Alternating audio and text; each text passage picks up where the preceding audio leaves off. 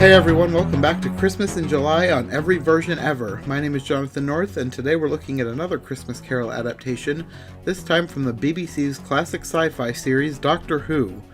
This is one of the strangest, but also most creative takes on the Christmas Carol story, with the Doctor and his companions taking on the roles of the spirits, but then literally using time travel to accomplish the change of heart in our Scrooge character, here named Kazran Sardik. My guest for this episode was Rachel Wagner, and she actually suggested this episode for us.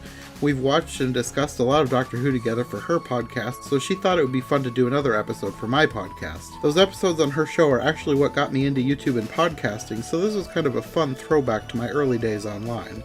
And if you want more Doctor Who content, make sure to stick around after the main episode. Rachel and I have reviewed a lot of Doctor Who episodes over the years, and one in particular is pretty relevant to our discussion, so stay tuned after the show for a bonus review from my early days on YouTube. I feel like the best way to talk about this one is to go through from the beginning to the end and talk about the different things that happen, especially where they relate to the story of A Christmas Carol, because there are a few places where it's like, that's the point of this, is talking about how it's based on A Christmas Carol, but also its own thing, too. So it starts out very much not like A Christmas Carol, because, of course, this is Doctor Who, it's sci-fi. So they're over a planet, there's a ship that's crashing, and they're talking about the planet having a weird atmosphere. And then I guess this probably didn't mean as much to you because you're still back in season 1. Like, that's as far as we've watched together. Yeah, so, I've watched season 1 and then episodes here and there, and then I've watched 10, 11, 12, 13. Yeah. This is the introduction, at least for you probably, to Amy and Rory, Doctor's companions. In this episode, it's their first episode as a married couple. Yeah, so, I knew you talked about them before when we were talking about having multiple companions in 12 and 13. Yeah. So before this, in the first season with Amy, it was, for a while, it was just Amy. Rory was there, but only as someone who you see when they go back home, but you know they're engaged. So then he picks up Rory later in the season. They end up getting married. So this was the first episode with them as a married couple. So they were spending their honeymoon on this ship. I'm not sure if this planet was the ship's destination or what, but either way, the ship is going to crash on this planet. And they're calling for the Doctor because he's the only one who can help, of course. And the Doctor goes down to the planet and finds out that this character, who is based on Scrooge, Kazran Sardik, controls the clouds, controls the atmosphere on this planet. I'm not sure exactly why. It's something about his father had built this machine. Because it sounds like the people of this planet were originally from Earth, and they moved to this planet sometime in the past. The history wasn't explained. It was just things I was inferring from different bits of dialogue. So I guess in colonizing this planet, this Kazran Sardik's father had built this machine to control the clouds. I'm not sure exactly why. It's one of those things where I just went with it. Because I feel like I would be a lot harder on this episode if I didn't like it, and I really liked this episode. So it's one of those things that I just went with. So you get a lot of shades of Scrooge in this introduction. He's a moneylender. The thing that's different about him, though, is that he holds people as collateral. So this family is wanting the mother's sister back for Christmas, and he won't let her go. This is the introduction to the character Abigail. Did you understand what was happening in this beginning part? It was a little confusing, but I kind of read a little bit, and so I feel like I got it well enough. That basically this man, he he felt betrayed by his father, and because of that, he is bitter, and he has these people that he holds kind of hostage in these cryovac kind of things. And when you have Michael Gambon playing your Scrooge type character, I mean, that's a win. He's an incredible actor. He was a So very good Scrooge character. I wish that we mhm, could see him as Scrooge I in know. something. He'd be Me great. too. I I felt a little. I would have liked to have seen more of the kind of dynamic of Scrooge. Uh, I don't know. I feel like learning to sort of forgive and see the positives of other people a little bit more than in this Hmm. one. He does learn to, I think, forgive his father, but I think that there was less time spent than the typical Christmas Carol narrative of the time spent with him and his errors and him realizing that he had made mistakes, and then also seeing the current time and what he could do that was bad to make life better, Hmm. and then going into the future, sort of that whole redemption arc. I don't feel like that was actually done very well here, and to me, this did scream Stephen Moffat. It was not a surprise to me that this was written I knew by you were going to say something like Stephen that. Moffat, because I don't know, he really struggles to just tell a basic story. That is true. He always wants to switch it up and He make he it. he likes the big, complicated stories. He's the one Yeah, that always does the most with time travel, and you can really tell that in this yeah. episode.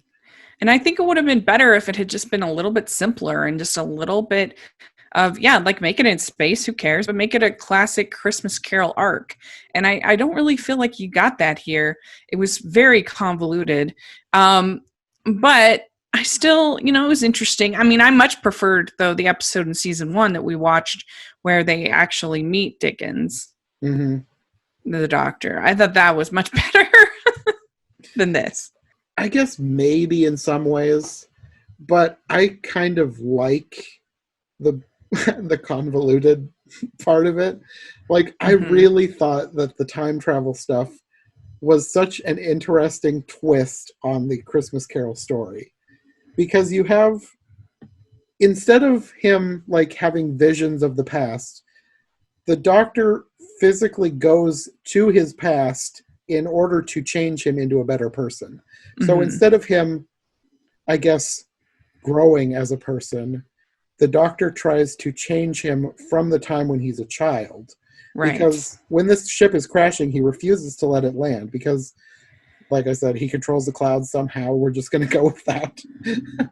But in order to save all these people, the doctor goes back in time and meets Kazran as a child. So instead of having the flashback with Christmas past to his childhood and young adulthood, the doctor actually lives his childhood and young adulthood with him.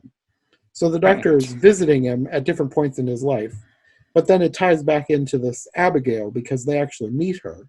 So then when they go back, and then the Kazran is a changed person, as opposed to the typical redemption arc of Scrooge Yes. where he then becomes a different person. Hmm. Uh, he is actually like his whole childhood has been changed. Hmm. Yeah. Yeah, So that's true. Abigail also, in addition to being this person who's being held as collateral on this loan, she also ends up being the, I guess, the stand-in for the Scrooge love interest, the fiance who Hmm. leaves him. And they actually have, at least for that arc, a slightly better ending because she like grows, sees, I keep wanting to call him Scrooge. It's Kazran. She sees him growing up, and they actually fall in love because every Christmas they come and visit her. When she's only out of the cryogenics every Christmas Eve, Yes, right? every Christmas. But during this whole time, this is something about this thing that is, I feel, from what I've seen, is apparently divisive, but I love it because this planet has a weird atmosphere. It is full of fish, so fish swim through the Oh atmosphere, yeah. and there is a shark. People apparently think this is stupid, but I loved it. During this whole time when they're visiting her over Christmas, at one point, they have this shark hooked up to a sleigh and they're flying through the air with the shark pulling the sleigh. And I just love that scene so much. because it's so ridiculous, and it's something that you'll never see anywhere else. Like, where else are you going to see Santa's sleigh being pulled by a shark? Right, then on Doctor Who. Yeah, it was it was kind of a lot, but hey, I was I was okay with it. I just was kind of confused a little bit when the shark appears in his room. Like, what is happening here? It's something to do with the atmosphere, like because the atmosphere is weird, the sharks can live in it or whatever. There's fish. Yeah, there's this whole thing Yeah. too about her voice, her singing voice, because the person who plays her is actually a Welsh singer. They specifically got her because of her voice. She'd never acted Mhm. before. I, th- I think I Yeah, wrote she her name was down. on. Catherine Jenkins. Yeah, I know her because she was on Dancing with the Stars. Oh, One, really? one season. Okay. Yeah, Yeah, random. so she can sing to the shark and calm it down, and that Yeah. comes into play later too. But there's something about her voice that I don't know realigns the atmosphere or whatever, some science fiction-y thing. And the doctor figures out that because her voice is like the perfect vibration, she'll be like the key to saving this ship in the end. Because through all this, the doctor is counting on Kazran changing. But the doctor doesn't know that Abigail gave herself up as collateral because she's going to die. And she knew she was going to die. So she gave herself up She knew she because only she had didn't one have. day to live. She had several days to live, but because they kept taking her out every Oh, right. Christmas, the days kept ticking down. So by the time she tells Kazran this, he's an adult, they're in love, and he decides he's done. He doesn't want her to die, so he never wants to open up the cryo chamber again. He tells the doctor to leave. So the doctor is kind of, I think he's kind of checking in every once in a while because he has the time machine. He's going forward, but he never accepts the doctor back. So he still ends up old and bitter. So the doctor's plan sort of failed in the end. But then the last time he visits, he comes back after all this has happened. His past has been changed. You had all that. That was the past. The ghost of Christmas past. Then you have Amy coming in as a hologram, which I really liked this scene too because she comes in as the ghost of Christmas present. And she shows him what's happening, like the people's lives who are being affected by his choices, which, again, it's similar to A Christmas Carol, except in this instance, instead of seeing all of these happy people having their Christmas, it's these people who are going to die because of his uncaring attitude. Right. And it's weird, but they're all singing Silent Night on this spaceship because the doctor had figured out that the vibrations from singing will align the atmosphere or whatever. It'll help the ship land. But it's not exactly right because it's her voice. Abigail's Hmm. voice is the perfect voice. But you still have all these people singing as their ship is going down. And there was just something about that scene that I really liked. Yeah. It just, So in that case, he was still the original character. This is not the new character who had been changed growing no, up with the Doctor. he had been changed, but not enough because his heart was re-hardened once he found out Abigail was going to die. Because And he realized that he'd gone through all that, had his past changed, fallen in love, only to essentially lose her, not to death, but to the fact that he was going to never see her again because he didn't want her to die. okay, it was a little bit confusing. Maybe I should have watched it multiple times, but figuring out because I think that maybe it didn't quite have that sort of autonomy that Scrooge typically has, where he decides that he's going to change his life That is and true. he's That going is to very true. and he's going to become a new man. And the thing I love about Christmas Carol is there's no lost causes, that anyone can change, that Mm-hmm. anyone can become a good person and be redeemed. And so it was kind of missing a little bit of that, but it was interesting. I mean, I didn't hate it. It was an You get interesting take you get a on. little bit of that, I guess, autonomy at the very end, because after all this, Scrooge still says that he doesn't care, even though he's seen all these people, they're going to die. And then you have the doctor realizing that the only thing he can do is bring little Kazran from the past into the future. So Mm-hmm. that was Well, again and he talks another to twist. Abigail, and she talks to him about how that he needs to they need to say goodbye, and she Yeah, helps to convince him to. but bringing little Kazran from the past into the future, I thought was another great twist to the classic formula, I guess, of A Christmas Carol. Instead Mm-hmm. of having old Scrooge see young Scrooge, you have young Scrooge see old Scrooge, and realizing that he doesn't want to grow up into this person. But then you also have old Scrooge seeing Yeah, himself through the young Scrooge's eyes and realizing how much like his abusive father he is, and realizing right. he does not want to be that person. And that's what finally, I guess, clicks, makes him realize he needs to change. And then, of course, you have, like you said, Abigail comes out for the final time. They're going to spend one last Christmas together. Yeah, that's true. I mean, that was pretty emotional, and like I said, Michael Gambon is a really great actor, so he could sell it. That's for sure. Hmm. So when they finally reconcile all this, they decide that Abigail needs to sing because, like I said, she has the perfect vibration in her voice. It resonates perfectly with the atmosphere. So she's singing into the sonic screwdriver, and Oh yeah, it gets broken in half. yeah, the other half of the sonic screwdriver is still in the shark. And sharks live, they can live for decades and decades and decades. So the shark is still alive in the atmosphere. And somehow science fiction-y mumbo jumbo, the sound goes from the half of the sonic screwdriver she's holding to the shark in the sky, and somehow that aligns the atmosphere, fixes all the ice crystals so that it paves a path for the ship to finally land. And of course, because of all this, it begins to snow. So it's like the perfect snowy Christmas. Yes. Yeah, it's a lot. It's a lot going on, Yes, but it is. but It yeah, is. that's right. I forgot that. Yeah, his sonic screwdriver gets broken in two, Mm-hmm. and a part of it ends up in the shark. And in which she's finally able to convince him to let her go into Christmas Day and experience Mm-hmm. Christmas Day. And then she sings, and she does have an absolutely beautiful voice. Oh yeah, I love every time she sings. I love her voice. That Yeah. final song, it's so nice. I think they wrote it for the show. I don't think it's a Christmas Carol because she sings some Mm-hmm. classic Christmas carols earlier, but this Mm-hmm. one song is like a brand new song, and I love it so much. Mm-hmm.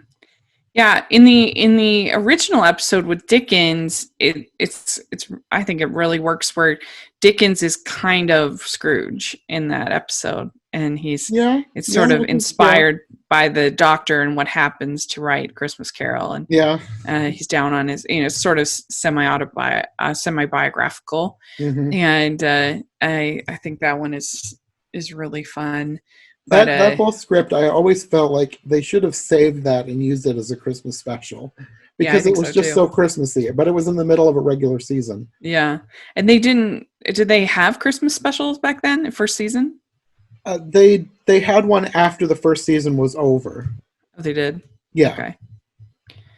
Yeah, no, that's true. They should have. But I like that one. I like the Meeting Dickens. I think that one's fun.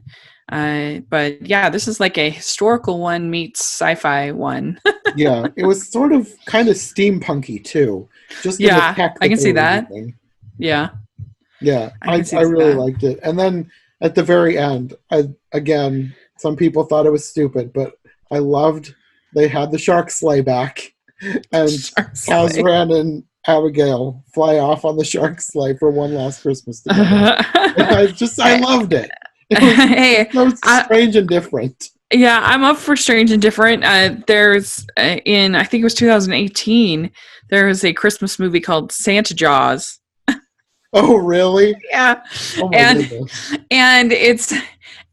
if you like sort of B movies, schlocky, funny, kind of movies, like I would way rather watch it than the Sharknado movies, for instance. Like this had a way more sort of creativity, and because it's about this this kid that starts drawing the the Santa Jaws, and it comes to life and is terrorizing the town, and it's ridiculous, of course, but it was actually, I thought, kind of fun.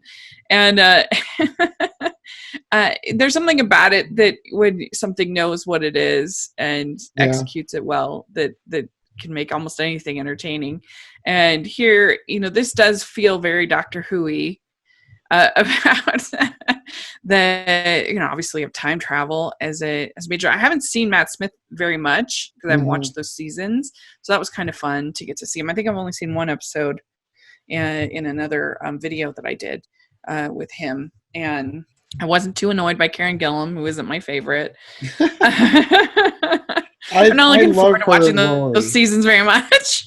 Amy and Rory are two of my favorite companions. Mm-hmm.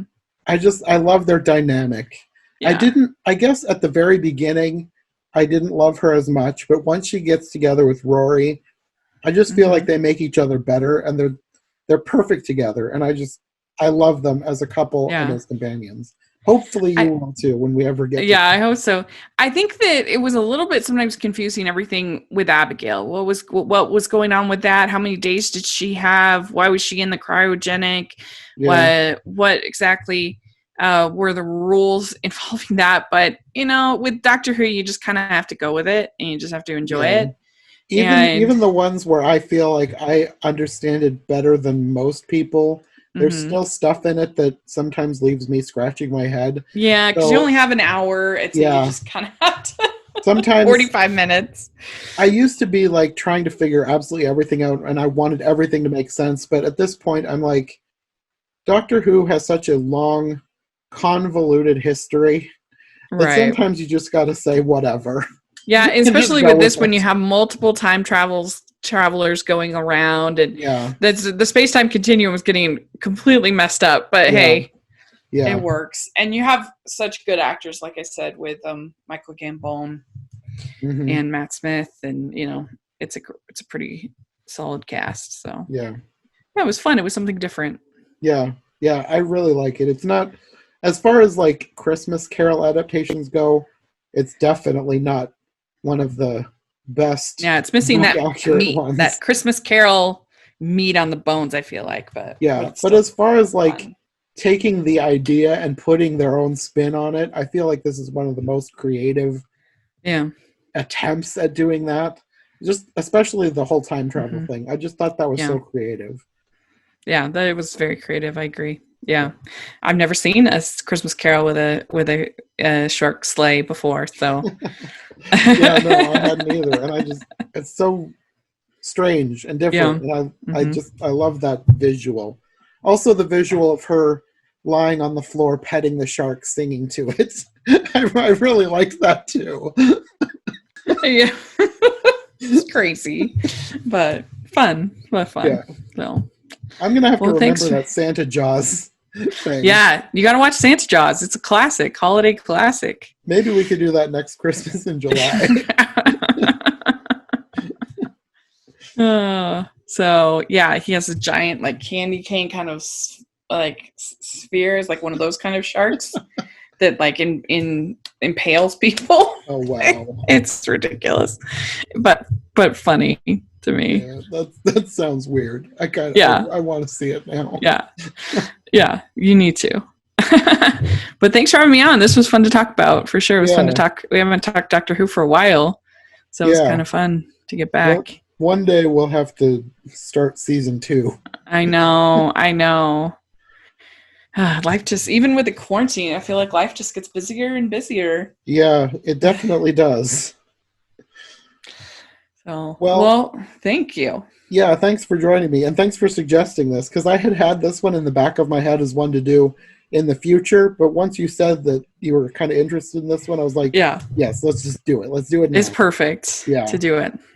And we covered, if people are wondering, over on my channel, we covered Doctor Who season 10, 11, 12, and 13, and season 1. So we've covered 5 seasons of Doctor Who on my channel. So if people want to check that out, they should. It's pretty fun. And eventually we'll cover the rest of them. Yeah, we will. Someday we will get to them. So we got 8 seasons somehow, some way to cover. It's just hard when you get into a show late.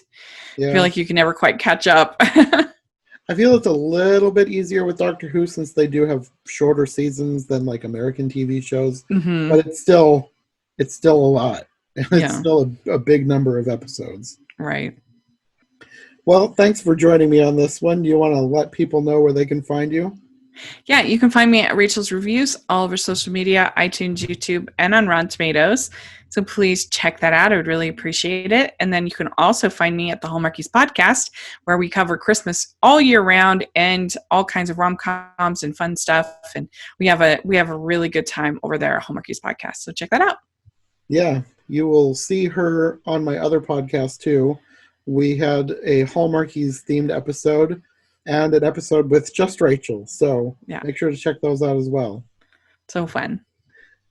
Well, thanks for doing this with me. We'll see you next time. Bye. Bye. Merry Christmas. Thanks to Rachel for joining me for this episode of Every Version Ever. If you want more from her, I'll have links to all her stuff in the description below. Now, before we go, I thought I'd include a clip from one of Rachel's podcasts that we did all the way back in 2017. We referenced it a few times in this episode, but one of the earliest episodes of Doctor Who we talked about back then was the third episode of the new series, The Unquiet Dead. And I know it doesn't sound like it, but that was actually a Christmas episode, and it featured Charles Dickens in a lead role, and had a few nods to A Christmas Carol. So since we'd previously reviewed it, I thought I'd include our discussion of that episode here as well. So this one, I loved this episode. I thought it was so fun. In this one, they go back in time to 1869, the Doctor and Rose, and they go back to this funeral parlor. And there is this man who runs the funeral parlor, and he has this servant who is a medium, kind of a clairvoyant. And there's basically like this mysterious sort of vapor, steam, whatever you want to call it, that is sort of turning these dead bodies into Zombies, basically. yeah. And there's this connection between this servant woman and the zombies and everything like that. And so end up meeting Charles Dickens. These people kidnap Rose, and so then the Doctor and Charles Dickens end up like kind of hunting down Rose and trying to figure everything out. And there's lots of sort of I loved how they were both, Rose and the Doctor were both sort of fanboying out over Charles Dickens. I loved the actor who played Charles Dickens. I thought he was great. And it ends up that basically this lady Gwyneth ends up kind of sacrificing herself because she's this bridge between the afterlife and these zombies or whatever. And they find out that the zombies can't handle gas. And so she ends up becoming this sort of bridge with the gas and the fire.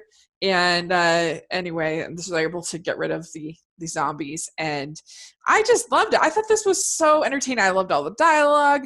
I loved everything with Charles Dickens because I love Dickens. And I really liked the horror elements with the zombies and with the, I thought it was sort of creepy. And I don't know, I just thought it was so entertaining. I had a huge smile on my face watching it. Okay, so I think you might have been confused on a little bit of it.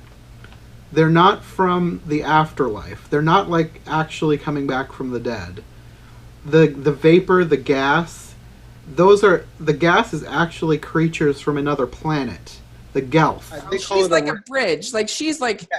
She connects the two. That's what I meant. Yeah, there's like a rift in time and space. So it's like a wormhole basically, a very small wormhole, and they're leaking through this wormhole. So wherever they're from, they're made of gas, and it sounded like maybe they'd had bodies at one point, but their bodies had been destroyed. They say I misunderstood that. I thought it was okay. I didn't realize that it was to another planet, not to, or I forgot. That makes sense. Yeah, basically it's sort of a science fiction explanation of ghosts, right? Which I feel like they've done similar things with other creatures. Like they have one that's witches, they have a werewolf, vampires. So they like to take an old myth or magic type thing and put a science fiction twist on it. And I think this is one of my favorites when they do that, because I loved the idea that ghosts are actually gas aliens from another world. It's such an interesting idea, and I loved the execution of it. I think they did a great job with this. It really is, and they did a good job sort of creating tension, and like I said, bringing in some of those sort of horror elements into the story. And I don't know, I just loved everything with Charles Dickens. I thought it was so fun, and you get to see him kind of very excited about Christmas Carol, and and I don't know, I thought it was really entertaining. I liked all the performances. Yeah, they got some great actors for this. Yes. I guess it actually aired in April. It's interesting because it definitely feels almost like a Christmas episode. Yeah, I noticed that when I watched it last night. I thought they really could have maybe saved this for a Christmas special. Yeah. I don't know. And I guess I'm a sucker for period piece stuff in general. And it almost reminded me a little bit of like Pride and Prejudice and Zombies, which is something that I actually really enjoyed. And it got really harshly criticized in the reviews, but I thought it was really fun, this sort of mashup of something that was sort of classic, Jane Austen with like zombies, and I felt a little bit like that, so it was Charles Dickens and sort of the proper and prim of a period piece matched with zombies and Doctor Who and everything else, and so I think I got that same kind of enjoyment. What score out of like 1 to 10? Why would you rank this? How would you rank this episode? I would probably give it somewhere between 8 and 9, probably. Yeah, I'm gonna give this one a 9.5. This may be my favorite episode I've seen so far. I really liked it. I haven't seen enough to say that this was a perfect episode, but I thought it was darn entertaining. I really enjoyed it. So it's one of my favorites of the period pieces. Yeah, I bet. Thanks again to Rachel for joining me on this episode of Every Version Ever, and next time she'll be back for another episode, this time combining several reviews that she and I have done previously into one big episode, all featuring gender-swapped Scrooges. These movies were all primarily Hallmark and Lifetime films, each taking the basic building blocks of A Christmas Carol and putting their own unique spins on them. They're all very different stories, but their biggest common feature is that they all have female Scrooge characters. Rachel and I have had a lot of fun talking about these films in the past, so it'll be fun to bring these discussions to a new audience here on this podcast.